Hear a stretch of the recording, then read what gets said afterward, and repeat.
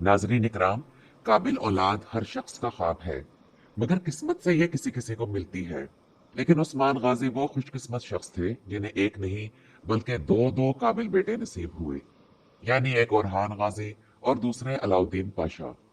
और उस्मान गाजी जो कि एक ऐसी सल्तनत के बानी थे जो कि अपने वक्त में दुनिया इस्लाम की अजीम शान सल्तनत थी, तो इनकी और इनकी औलाद के हालात जिंदगी बहुत से लोगों की गुफ्तगू का मरकज है। और चूंकि कुरैश उस्मान में अलाउद्दीन बे की पैदाइश हो चुकी है, तो मैंने सोचा कि एक वीडियो में तारीखी हवालाजात के साथ इनकी जिंदगी की मुख्तसर से तारीख बताई जाए।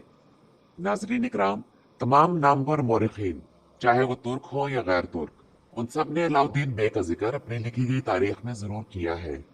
आशिक पाशाजाद, इब्ने कमाल पाशाजाद, होजा सादुद्दीन अफंदी और इदरीस बितलसी, ये तमाम नामवर कदीम तुर्क मौरखीन हैं।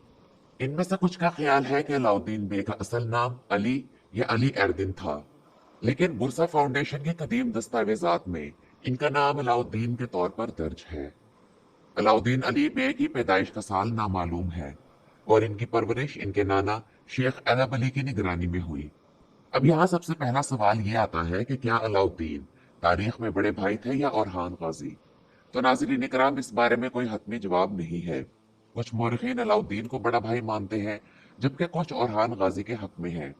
और यह बहस इस वजह से है कि कुछ मौरखीन उस्मान गाजी की सिर्फ एक बीवी मलहुन बाला खातून होने के हक में है, जबकि कुछ मौरखीन के मुताबिक उस्मान गाजी की दो बीवियां थी, जिनमें से एक का नाम राबिया बाला खातून और दूसरी का नाम मलहुन खातून था। तो इसलिए ये कंफ्यूजन पैदा हुई। और अगर उस्मान गाजी की हम दो बीवियां मान लें, तो इसके बाद मौरखीन का इस बारे में भी इत्तफाक नहीं कि उस्मान गाजी की शादी पहले मलहुन से हुई या बाला से। तो ऐसे सूरत हाल में औरहान और अलाउद्दीन की उम्र के बारे में कुछ भी यकीनी तौर पर नहीं कहा जा सकता। अलाउद्दीन बे का मिजाज कैसा था, तो इस बारे में नामवर मौरख इदलीस बितलसी के मुताबिक शहजादा अलाउद्दीन अपने भाई औरहान गाजी की निस्बत बर्दाश्त और तहम्मुल वाले थे और दरवेशाना मिजाज रखते थे। शायद इसकी वजह यही थी कि इनकी तरबियत शेख ऐदब अली ने की थी।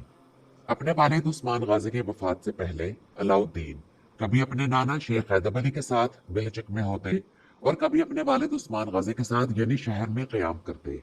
लेकिन उस्मानी दस्तावेजात के मुताबिक उस्मान गाजी की वफात के बाद शहजादा औरहान और शहजादा अलाउद्दीन का नाम इस नई नवीली रियासत के सुल्तान के तौर पर लिया जाने लगा। लेकिन हैरत अंगेज बात यह है कि वो सल्तनत उस्मानिया जिसने ऐसा वक्त भी देखा कि जिसके तख्त पर बैठने के लिए उस्मान गाजी की आइंदा आने वाली नस्लों में खाना जंगी में छिड़ी, इसी सल्तनत के तख्त के मामले में अलाउद्दीन और औरहान में किसी भी किस्म की बदमजगी की नौबत ना आई। तारीख में है कि दोनों भाइयों में एक मुलाकात हुई और औरहान गाजी ने अपने भाई अलाउद्दीन को यह पेशकश की कि चूंकि यह रियासत इनके वालिद की छोड़ी गई विरासत है, तो इसे दोनों भाइयों के दरमियान आधा आधा तकसीम कर दिया जाए। लेकिन अलाउद्दीन ने इस पेशकश को कबूल करने से यह कहकर इनकार कर दिया कि वो अपने भाई औरहान गाजी के हक में दस्तबरदार होते हैं, और उन्होंने औरहान गाजी की बैत कर ली। औरहान खान ने अपने भाई के इस फैसले से खुश होकर अलाउद्दीन को पेशकश की कि वो सल्तनत के कामों और जिम्मेदारियों में इसका हाथ बटाए, और अलाउद्दीन ने यह बात कबूल कर ली। लेकिन नाज़रीन इकराम, इसका यह मतलब नहीं है कि अलाउद्दीन भी तलवार पकड़ना ही न जानते थे, बल्कि तारीख के मुताबिक उन्होंने औरहान गाजी की फरमाइश पर इनके साथ कई जंगों में भी शिरकत की। मसलन जब औरहान गाजी और बाजंतीनी शहंशाह एंड्रोनिकोस मालटीब के इलाके में एक जंग के दौरान आमने सामने आए, तो उस वक्त अलाउद्दीन उस फौज के कमांडर थे। और इनकी इस काबिलियत की तस्दीक 1333 में लिखी गई एक कदीम उस्मानी दस्तावेज से होती है, जिसमें अलाउद्दीन के लिए अमीर कबीर मुजाहिद फी सबीलिल्लाह के अल्फाज इस्तेमाल किए गए थे। लेकिन अलाउद्दीन तारीख की उन चंद शख्सियात में से हैं जिन्होंने बड़ी खूबसूरती से एक ही वक्त में तलवार, दिमाग और मजहब की खूबियों का इस्तेमाल किया। लेकिन इनका मिजाज साउची बे जैसा था, जो कि तलवार से ज्यादा कलम में दिलचस्पी रखते थे। और जिस तरह उस्मान गाजी के बड़े भाई साउची बे एर्तुगरुल गाजी के दौर से लेकर उस्मान गाजी के दौर तक सफारतकारी के फराइज सर अंजाम देते थे, तो इसी तरह अलाउद्दीन ने भी अपने भाई औरहान गाजी के लिए हुकूमत करने में आसानी पैदा की। इन दोनों भाइयों के ताल्लुकात बहुत से दूसरे उस्मानी शहजादों के बरक्स दोस्ताना और मिसाली थे। रियासती मामलात में औरहान ने हमेशा अपने भाई से मशवरे तलब किए, जो कि अलाउद्दीन ने खुशदिली से दिए। और एक बार अलाउद्दीन ने औरहान से फोदरा नामी गांव की दरखास्त की, जो औरहान ने फौरन मंजूर कर ली। आइए नाज़रीन इकराम जानते हैं कि अलाउद्दीन बे ने अपने तरीके से सल्तनत उस्मानिया के लिए जो खिदमत अंजाम दी वो क्या थी। क्योंकि अलाउद्दीन बे जानते थे कि सल्तनतें सिर्फ जंगजुओं और सुल्तान से कायम नहीं होती, बल्कि मजहबी उल्मा और दूसरे शोबों से ताल्लुक रखने वाले भी किसी मुल्क, कौम या रियासत के लिए रीढ़ की हड्डी का काम करते हैं। तो नाज़रीन इकराम 1328 या 1329 में अलाउद्दीन ने अपने भाई और खान को इज़मित की फतह पर उनसे एक मुलाकात की और मुबारकबाद पेश की। और ये वो मौका था जब अलाउद्दीन ने और खान को वो 3 तजावीज़ दी जिन्होंने सल्तनत उस्मानिया की कानूनी हैसियत बेहतर बनाने में अहम किरदार अदा किया। और वह 3 तजावीज़ ये थी। नंबर 1, रियासत के मालियाती निज़ाम यानी इकॉनमी का आगाज किया जाए। नंबर 2, बाकायदा एक फौज तरतीब दी जाए। नंबर 3, उस्मानी फौज का एक मखसूस सरकारी लिबास हो ताकि वो एनातोलिया की दूसरी इमारतों की अफवाज से मुमताज नजर आए। तो नाजरीन करम, रियासत की इकॉनमी का आगाज ऐसे सोने के सिक्के बनाकर किया गया जिनके एक तरफ कलमा तैयबा दर्ज था, जबकि दूसरी तरफ यह दर्ज था कि अल्लाह ताला इस सल्तनत को कायम दायम रखे। जबकि उस्मानी रियासत की पहले कोई बाकायदा फौज नहीं थी, बल्कि रजाकाराना तौर पर तुर्क जंगजू लड़ा करते थे। लेकिन अलाउद्दीन बे ने पैदल सिपाहियों का उस्मानी फौजी दस्ता तरतीब दिया जिसका नाम प्यादा था।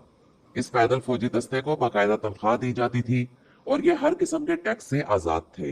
लेकिन इस पैदल फौजी दस्ते की तजवीज इसलिए नाकाम हो गई कि इन फौजियों को बाकायदा कोई ट्रेनिंग नहीं दी गई थी और इनके बाद ही यानीचरी फौज का क्याम अमल में लाया गया।